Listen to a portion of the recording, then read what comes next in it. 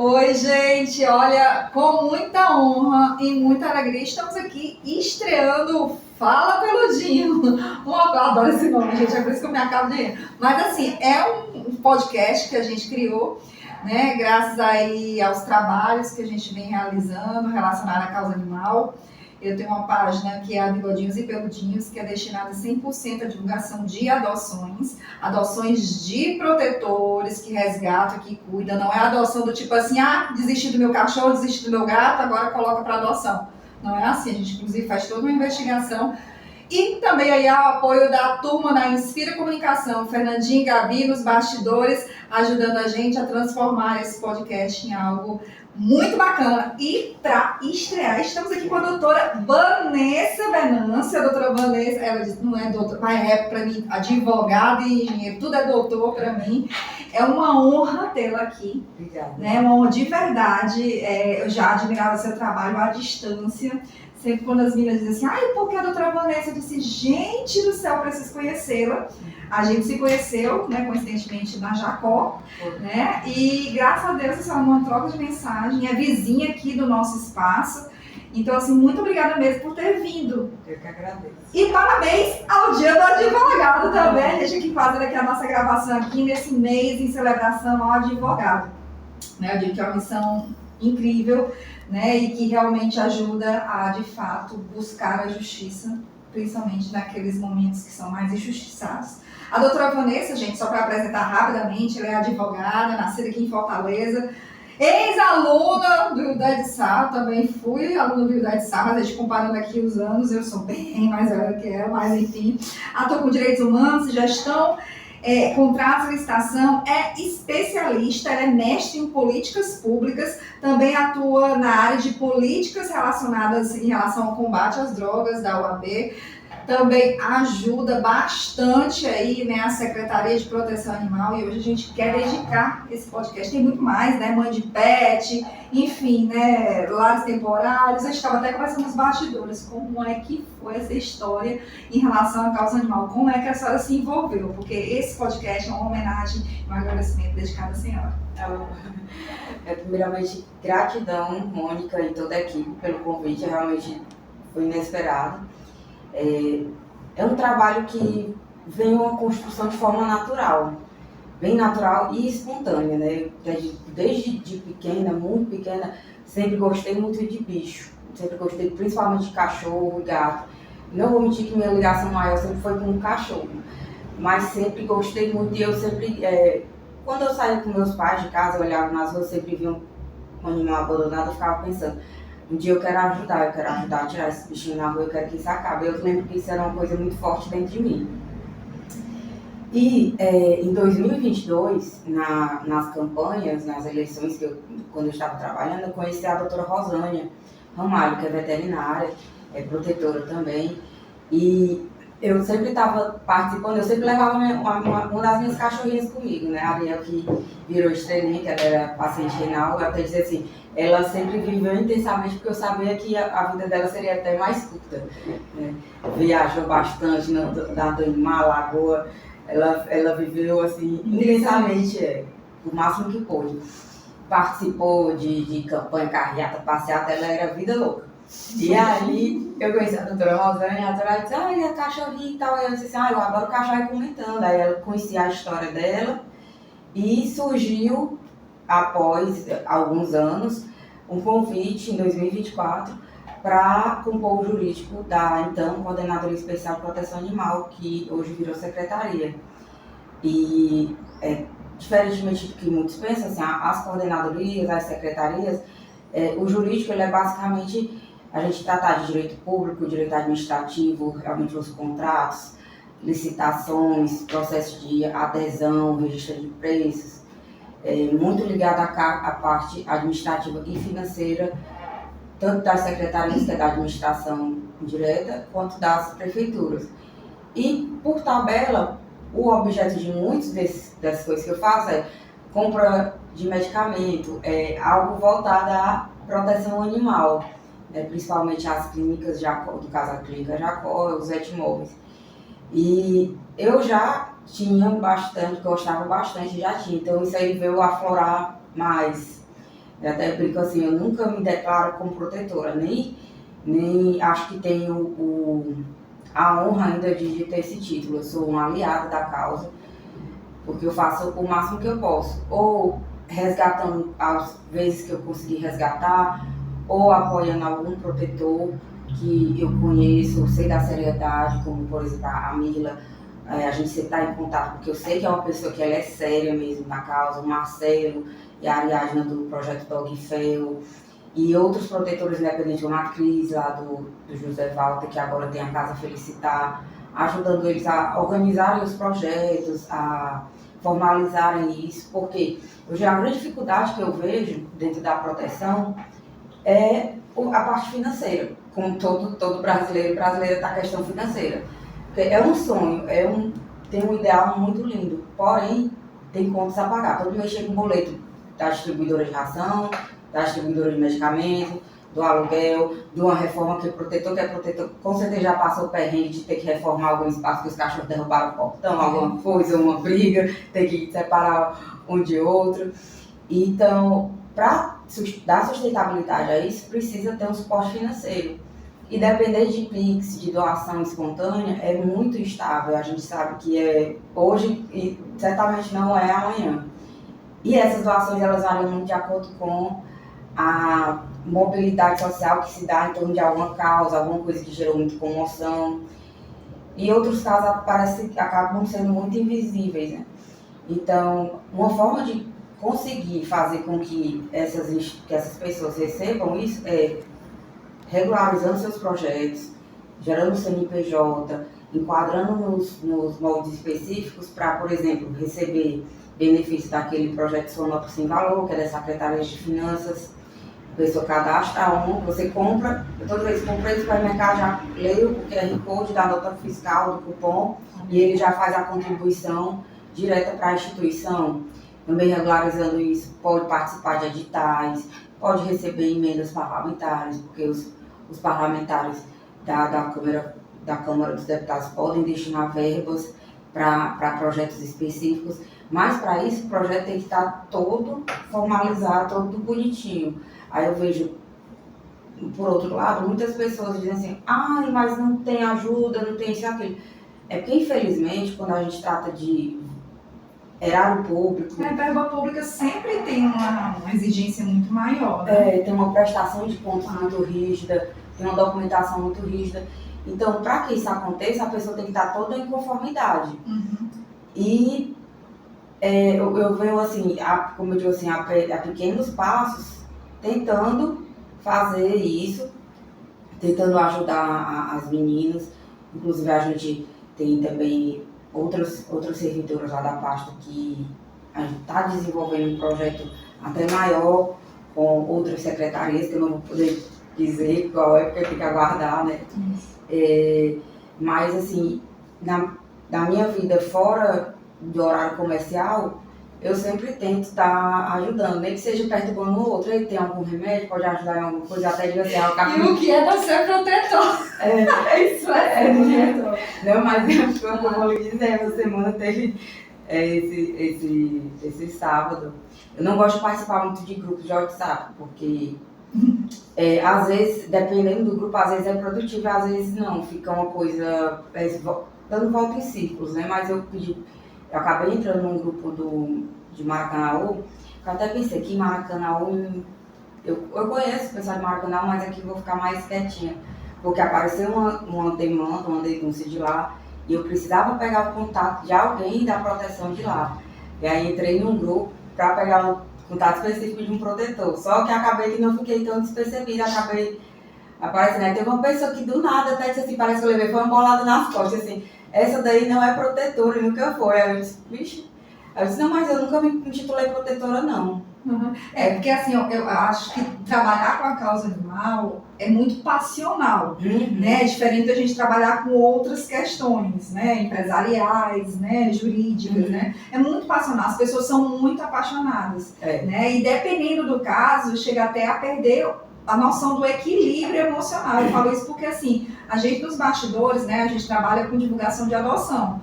Mas, assim, às vezes, para um animal chegar a ser, né, de fato, disponível para adoção, Tem o resgate, tem o tratamento, castração, vacinas, remédios, todos esses bastidores que a senhora conhece e contribui bastante, né, na sua vida pessoal.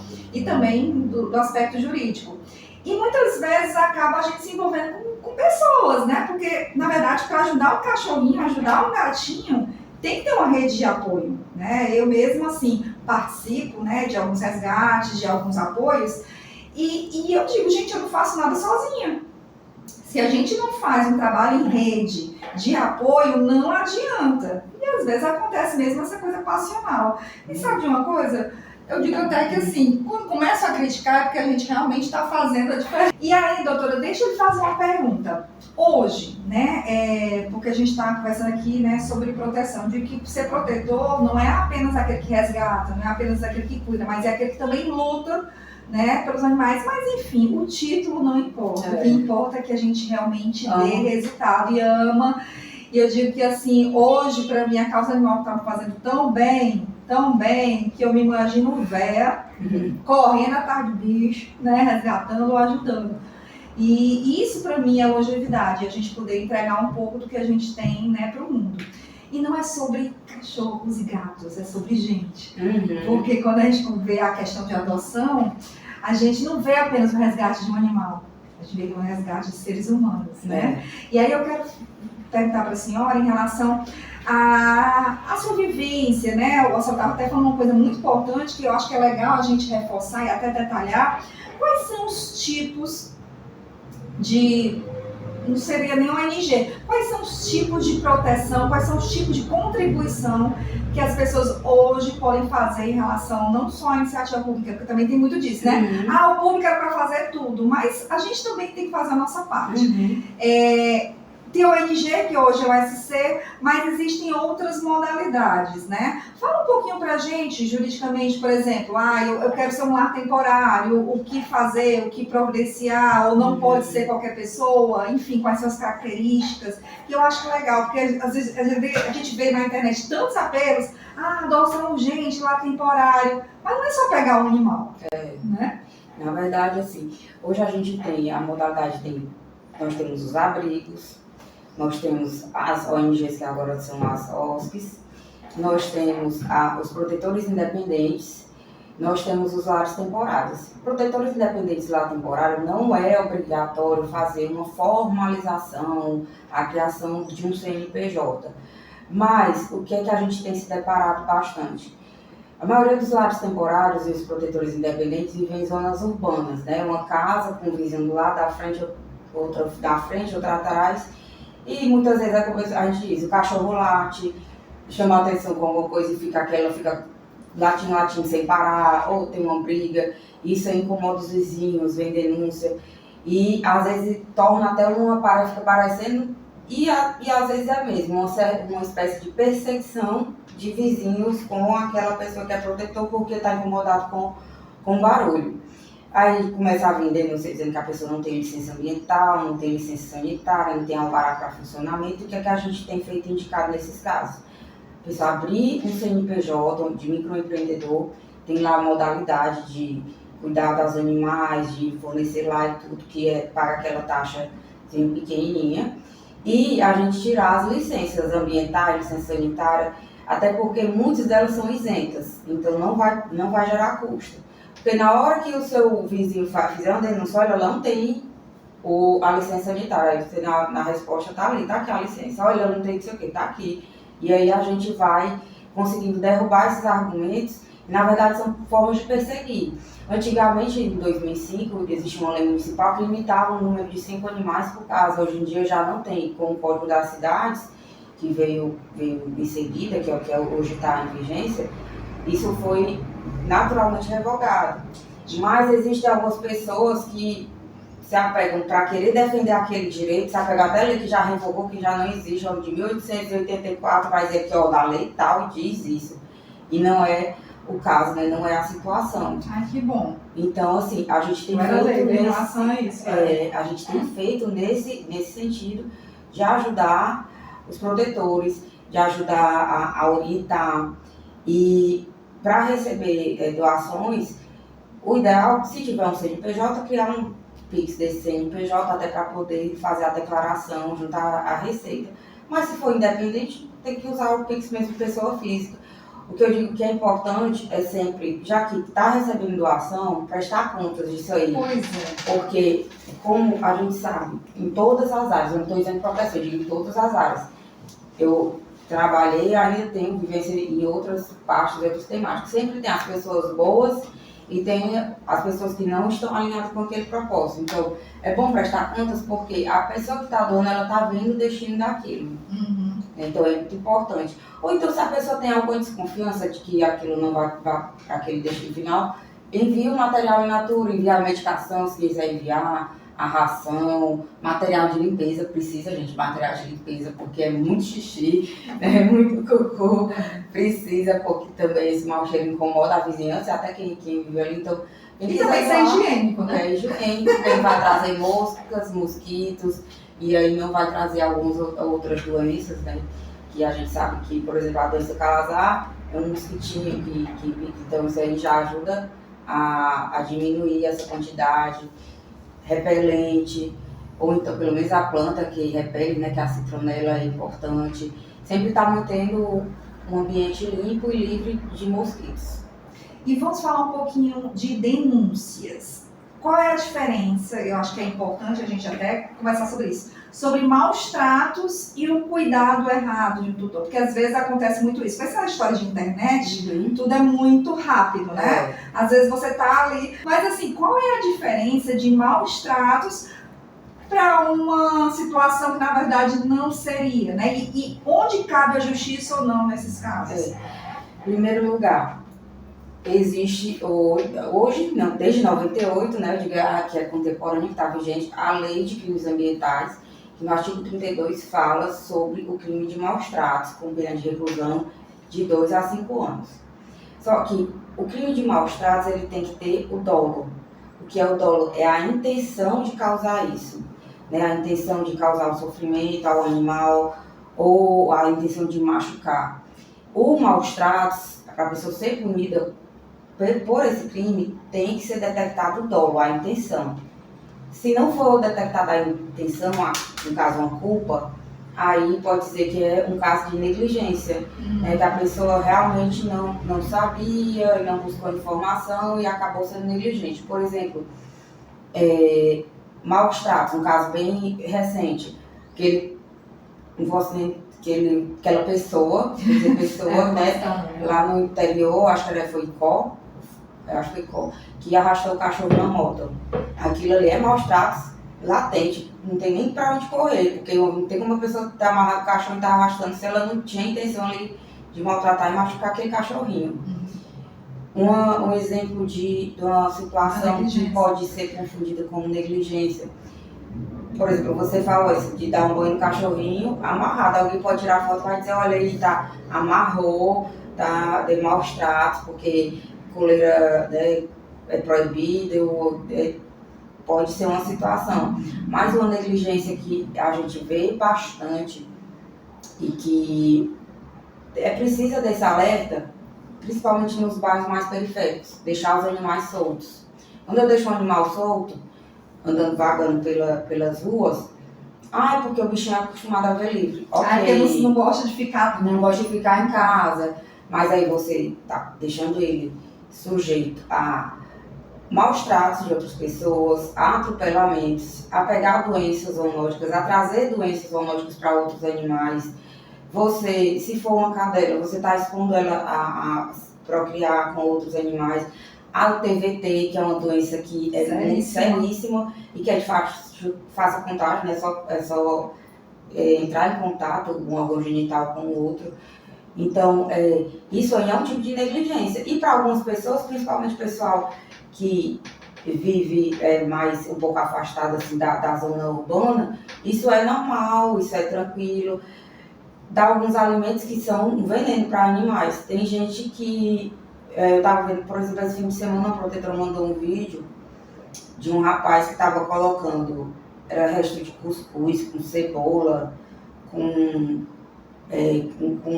cebola a gente sabe que é um veneno para os animais. Aí um pedaço de carne, a pessoa fez isso achando que estava fazendo a melhor coisa do mundo para o animal, porque estava saciando a fome.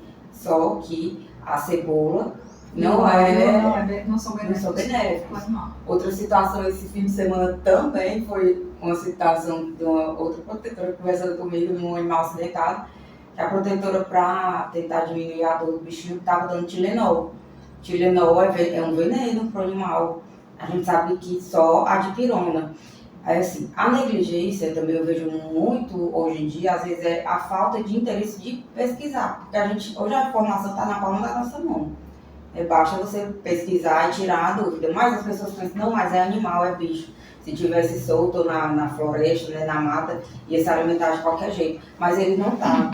Quando a pessoa se responsabiliza, começa a cuidar de um animal, ou como por caridade, ou sendo protetora independente, qualquer que seja a modalidade, automaticamente eu já estou me vinculando àquele animal e me responsabilizando. Então, nesse caso de negligências, o mais adequado que é feito é o termo de ajuste de conduta. Nos casos de maus tratos...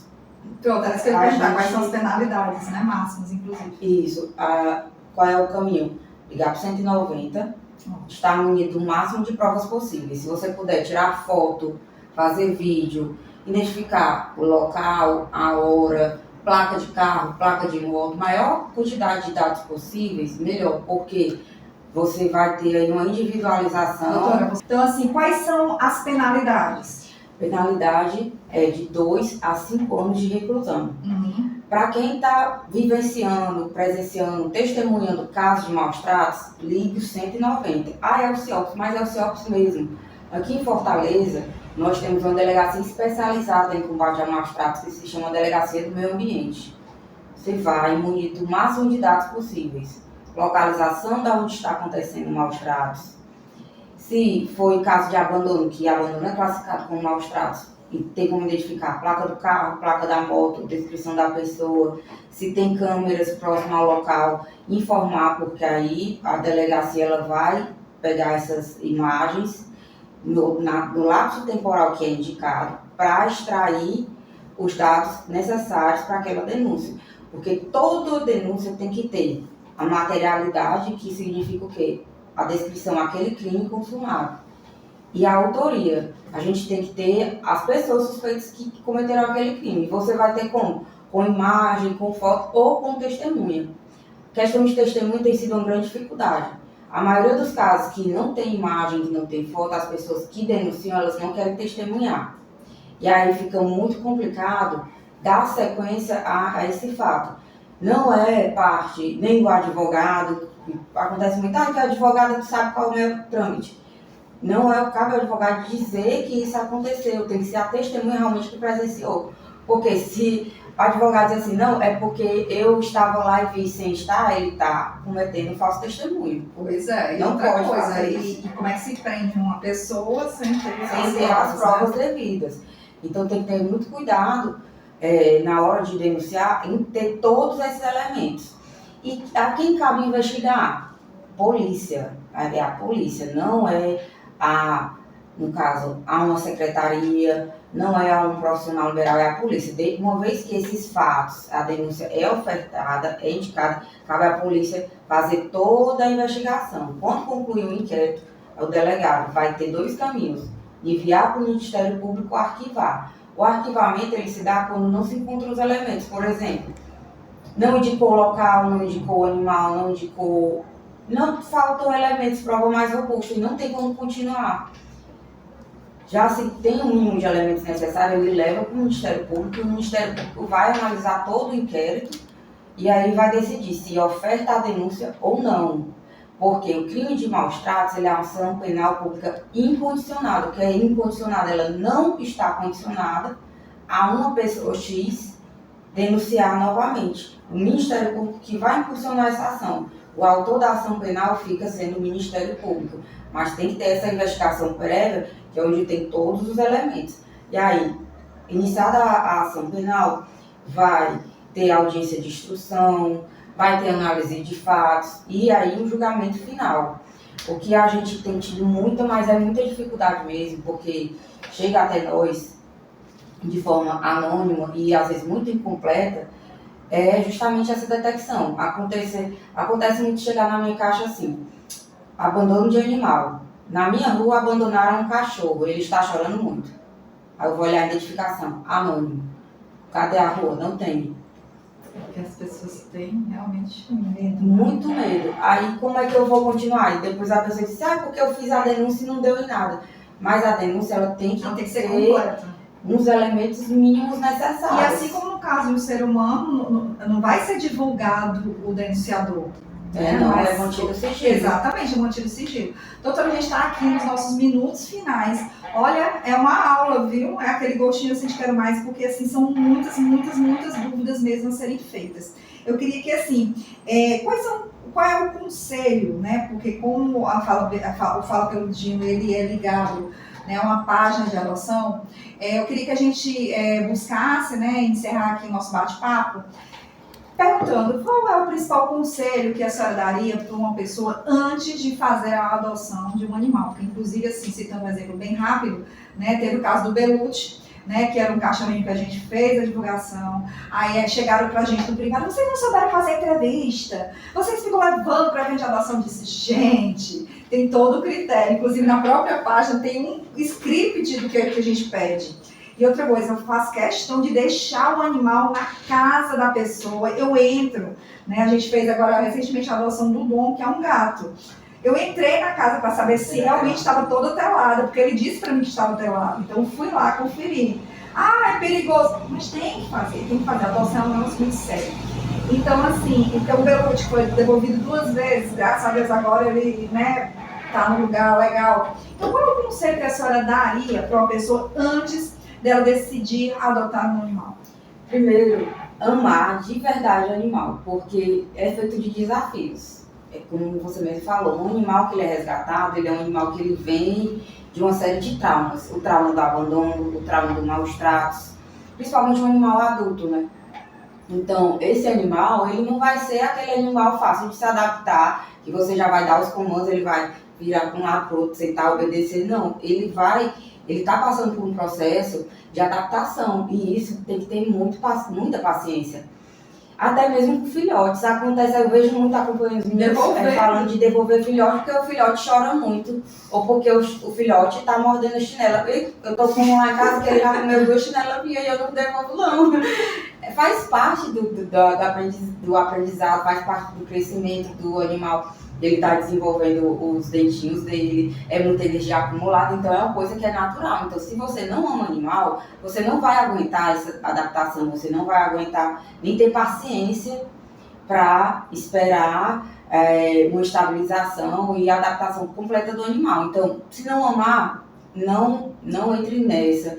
Se quiser compartilhar, incentivar, existem várias formas de apoiar a causa, que não seja adoção. Ou você fazer uma doação, ou apadrinhar ou amadrinhar um animal.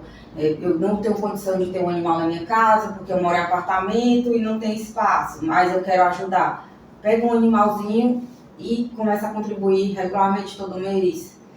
Incentivar de outras formas também. Hoje em dia, tem tanta forma de você ajudar um animal. Eu estava até lembrando, você falou assim, como é que começou a minha história na causa animal. Desde pequena eu sempre senti muito essa vontade de ajudar de alguma forma. E aí eu estava lembrando que quando a gente não tem independência financeira, é muito difícil a gente fazer as coisas, né? Principalmente jovem, adolescente. Mas quando a gente tem alguma forma de ajudar, a gente vai lá e chega junto. Eu lembrei aqui no caso há 10 anos, não, mais de 10 anos atrás, foi em 2013. Eu já fui professora lá no Senai e eu tinha ouvido uma aluna, a Thaís, que o cachorrinho dela tinha sido atropelado, o nome dele era Costelinha. Aí ela sabia que eu gostava muito de animal, eu tinha umas que já eram adotadas. Morei um tempo em Teresina e lá tinha a Associação Piauiense de Proteção dos Animais. Aí eu tinha uma que eu adotei lá, a gente retornou para Fortaleza, ela veio com a gente. Não, gente, não tem essa história, porque eu vou me mudar de cidade, não tem que me levar. Tem sim. E eles andam de carro, andam até de moto e cachorro, né? Que usa capacete todo. Gatinho também. Então não tem como. Essa história é coisa de quem é melhor, diz assim, eu não tô aguentando, não dá pra mim. Como eu disse, precisa realmente amar. E aí ela veio com a gente, aí ela sempre sabia. Era uma das que a gente tinha, né? E ela sabia que eu gostava muito, ela disse, Vanessa, pelo amor de Deus, me ajuda com costelinha. Aí eu disse, mulher, o que eu posso te ajudar financeiramente não vai cobrir todo o gasto, mas o que é que eu vou fazer aqui? E na época do Facebook, o Instagram não era bombado, como nem sonhava ter TikTok, né? Peguei uma foto dele bem fofinha, aí escrevi a história, e tinha aquela questão de você marcar as pessoas, e tinha um limite, aí saí marcando. Muito bom. Eu sei que aí começou a vir R$100, 200, não sei o quê, e o pessoal dando valor alto. Teve um que ele não vai lembrar, mas um dia eu vou falar para ele. Doutor Leonardo Rezende, que hoje é presidente, acho que é do Tribunal Regional Federal, ele é juiz federal, eu marquei ele, e ele doou uma quantia que foi bem significativa. Foi um valor que foi bem significativo mesmo, assim, acho que pelo menos a parte assim, de pós-operatório toda, sem nem conhecer nem nada, ele pegou e mandou mensagem, eu vou ajudar. E é uma pessoa que não é da causa, assim, né? Não é identificada na causa, tá até expondo aqui, ele doou, eu fiquei impressionada, eu disse, meu Deus, doutor Leonardo, doou. Muitas pessoas doaram, a gente conseguiu na época, foi 2013, acho que em torno de R$3.500. Deu para fazer a cirurgia na UES, deu para comprar medicação, ração, eu aí fiz depois que deu tudo certo, prestei conta, ó, recebemos anos de doação, foi feito isso, foi pagar aquilo.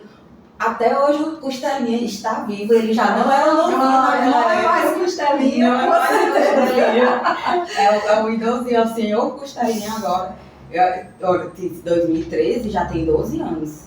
Ele é bem idosinho e ele tem força total. Deus abençoe. E a mãe dele, a mãe Beth, que no caso é a avó, né, que é a mãe da Thaís, eu conversando com ela ela veio falar comigo no Facebook, ela veio me dizer que era protetora, que cuidava de mais de 15 gatos, não sei o que, e assim as peças vão se encontrando. Então sempre tem uma forma de fazer.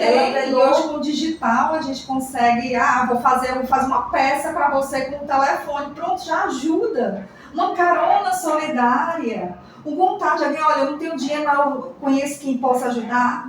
Vou mandar um saco de ração, tem um remédio sobrando na casa. Semana passada teve uma protetora não, era uma tutora que estava com problema com um cachorro atropelada, aí foi na clínica, passaram a medicação, aí ela me mostrou, aí eu peguei, a minha cachorrinha tinha ficado doente recente, aí eu disse assim, esse aqui eu tenho, esse aqui eu tenho, esse aqui eu tenho. Aí já juntei e passei pra ela, porque se eu não usar aquela medicação ali, ela vai vencer, não vai usar, não vai servir pra nada. Então eu peguei hoje tem um B-Flash, não posso deixar, manda o B-Flash, Motoflash, o 99 aplicativo. Tem até bike que deixa. Até bike, então sempre tem alguma forma de você ajudar. É só querer. Só querer. Doutora, muito obrigada, de verdade, né? Muito gostoso estar falando com a senhora, porque o propósito realmente desse podcast do Fala Pelo Dia é isso, é compartilhar histórias que realmente agreguem na causa animal. A gente não está aqui naquela questão de, meu Deus, né, Chita, e agora, ao contrário, eu digo muito que é isso, não é só de cachorro e não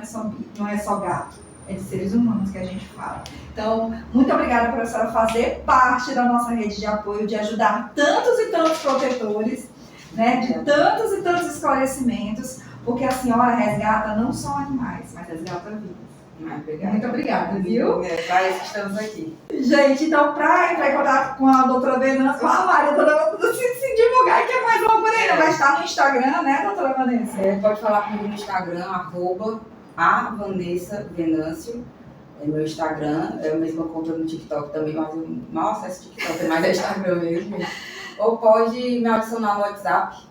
É 859-9631-8606.